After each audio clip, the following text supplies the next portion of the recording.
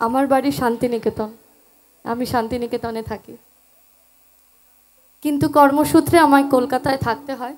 এটা আমার কি বলবো, পেটের ভাত জোগানোর জায়গা, কিন্তু মনে প্রাণে আমি লালমাটির দেশের মানুষ। আমি শান্তিনিকেতনে থাকি, একদম প্রপার শান্তিনিকেতন, না এদিক না ওদিক।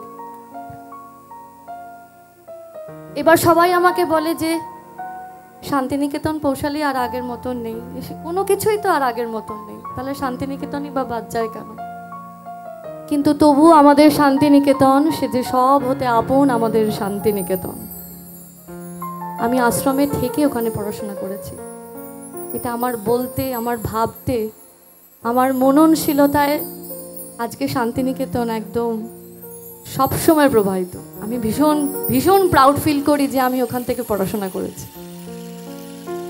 আর এখন শান্তিনিকেতনে যা, এখন বসন্ত উৎসবটা ওরকম আগের মতন হয় না, কারণ বাইরের থেকে আমরা যখন বাইরে থেকে সবাই আসে, তারপরে অনুষ্ঠানটা হয়ে যাওয়ার পর যা নোংরা হয়ে থাকে, অ্যাডমিনিস্ট্রেটিভ ডিপার্টমেন্ট খুব যন্ত্রণার মধ্যে পড়ে, তাই একটু বিরত রাখা হয়েছে। আজ যে গানটা গাইব, আমি এতগুলো কথা বলার একটাই কারণ, আমি একটা রবীন্দ্রসঙ্গীত গাইব।